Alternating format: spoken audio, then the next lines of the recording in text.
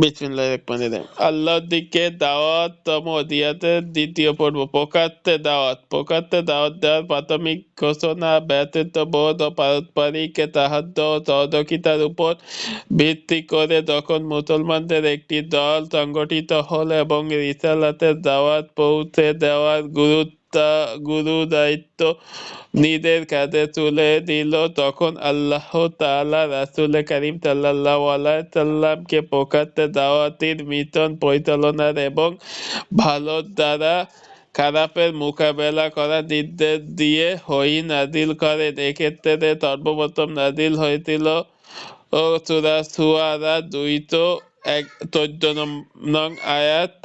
আর আপনি ভীতি প্রদর্শন করুন আপনার নিকট আত্মীয় স্বজনদেরকে। আপনি ভীতি প্রদর্শন করুন আপনার নিকটাত্মীয় স্বজনদের। সূরা শুআরা 214। এটি হলো সূরা শুআরার আয়াত। এ সূরায় বিভিন্ন আম্বিয়ায়ে কিরামের কাহিনী বর্ণনা করা হয়েছে। সকলের আগে এসেছে নবী মুসা আলাইহিস সালামের কাহিনী। এটি শুরু হয়েছে নবুয়াত দিয়ে আর শেষ হয়েছে বনি ইসরাইলকে সঙ্গে নিয়ে হিজরত দিয়ে।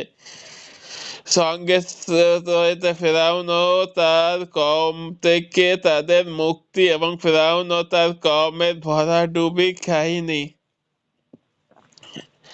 মোট কথা, ফেরাউন ও তার কওমের কাছে আল্লাহর দ্বীনের দাওয়াত প্রচার করতে গিয়ে নবী মুসা আলাইহিস সালাম যে সকল মনজিলে উপনীত হয়েছিলেন এ সবগুলোই এই কাহিনীর অন্তর্ভুক্ত ছিল। রাসূল কারীম সাল্লাল্লাহু আলাইহি সাল্লাম কে প্রকাশ্যে দ্বীনী দাওয়াতের কার্যক্রম পরিচালনার পাশাপাশি অতীত যুগের এ সকল কাহিনী বিস্তারিত বিবরণ এজন্যই দেওয়া হয়েছে, যাতে করে এগুলো তিনি ও তার সাহাবায়ে কেরাম ও প্রকাশ্যে দাওয়াতের কাজ চালাতে গিয়ে যে সকল জুলুম আর অত্যাচারের সম্মুখীন হবেন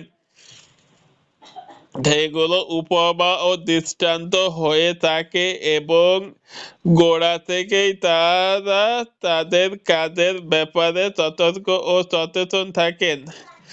অন্য দিক দিয়ে সূরা আম্বিয়ায়ে কিরাম ও রাসূলগণকে যারা মিথ্যা ভরে প্রত্যাখ্যান করেছিল তাদের চরম পরিণতির কথাও আমাদের বলে দেয়।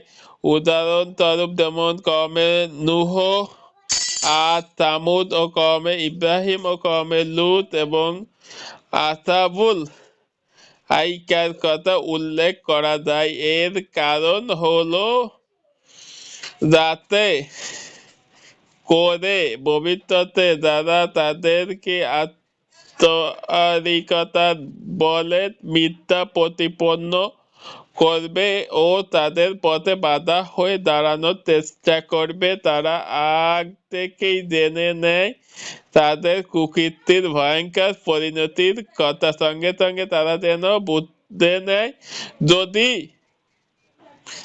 তাদের কুকর্ম এই ধারার অব্যাহত গতিতে চলতে থাকবে তবে আল্লাহ তাআলা তাদের কত ভয়াল তরিকায় পাকড়াও করবেন। আর মুমিনগণও যেন উপলব্ধি করে যে উত্তম পরিণতি বিরুদ্ধবাদীদের জন্য নয় বরং তাদের জন্য।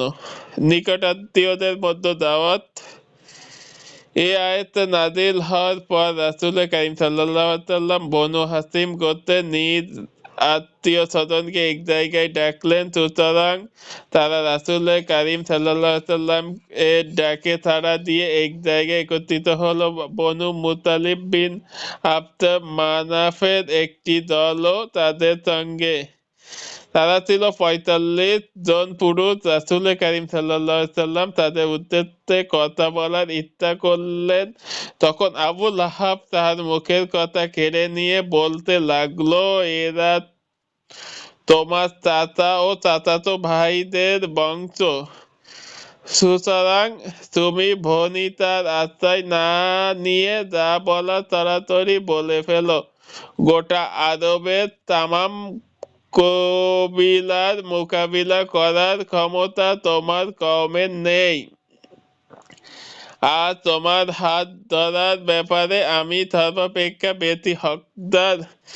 সুতরাং তখন তোমার চাচাতো ভাইয়েরাই তোমার জন্য যথেষ্ট, আর যদি তুমি তোমার পথে হাঁটতে থাকো তবে তাদের জন্য তোমাকে দমনের পথ বের করা অত্যন্ত সহজ হয়ে যাবে। কুরাইশের কবিলাগুলো তোমার উপর আক্রমণ করবে, আর কুরাইশের কবিলাগুলো তোমার উপর আক্রমণ করবে, আর এক্ষেত্রে তাদের সাথে এগিয়ে আসবে আরবের তামাম কবিলা। আর তখন আমার জানা থাকবে না গোটা বিশ্বে তোমার চেয়ে আগে বেড়ে নিজ বাপদাদার বংশের ধ্বংস আর বিলুপ্তির জন্য অন্য কেউ এত দাপাদাপি করতে কিনা। রাসূল কারীম সাল্লাল্লাহু আলাইহি সাল্লাম তখন নীরবতা অবলম্বন করলেন। তার জবানে মোবারক থেকে একটি কথা বের হলো না। এরপর আরেকদিন তিনি তাদের সমবেত করলেন। তাদেরকে সম্বোধন করে তিনি বললেন, সকল প্রশংসা আল্লাহ তাআলার জন্য। আমি তার প্রশংসা করি আর তার কাছে সাহায্য প্রার্থনা করি। তাকে আমি বিশ্বাস করি আর তার উপর ভরসা করি। আমি আরো সাক্ষ্য দেব, এক আল্লাহ তাআলা ব্যতীত আর কোনো ইলাহ নেই, তাহার কোনো শরীক নেই। অতঃপর তিনি বললেন, কোন কওমের অগ্রদূত কিংবা প্রতিনিধির জন্য সেই কওমের সঙ্গে মিথ্যা কিংবা প্রতারণা করার নিয়ম নেই। আর আল্লাহ তো ওই মহান সত্তা, তিনি ব্যতীত আর কোনো ইলাহ নেই।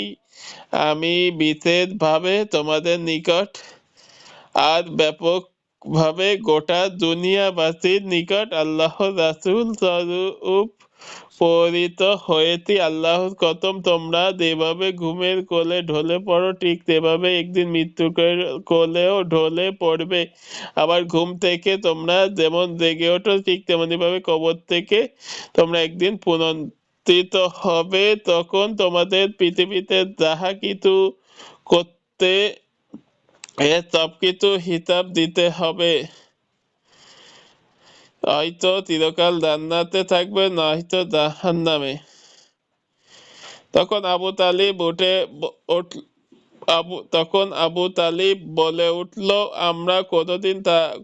আমরা তোমাকে সাহায্য করতে কতটা ভালোবাসি, তোমার কথা ও উপদেশ আমরা মেনে নিতে কতটা আগ্রহ বোধ করি, এবং আমরা তোমার কথা ও আবৃত সংবাদ কতটা সত্যায়ন করি, এ ব্যাপারে তুমি আমাদেরকে কিছু জিজ্ঞাসা করো না।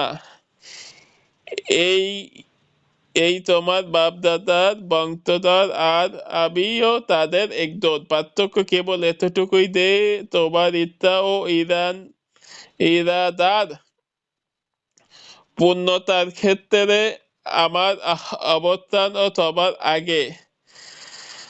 সুতরাং তোমার পথে তুমি অব্যাহত গতিতে সামনে বাড়াতে থাকো। আল্লাহর কসম, আমি সব সময় তোমার পথে থাকবো। পৃথিবীর সকল বিপদ আপদ থেকে জীবনের ঝুঁকি দিয়ে হলেও তোমার সুরক্ষায় আমি নিশ্চিত করব। কিন্তু এতটুকু তথ্য, আব্দুল মুত্তালিবের ধর্ম ছেড়ে দিতে আমার মন কখনো তাই দেবে না।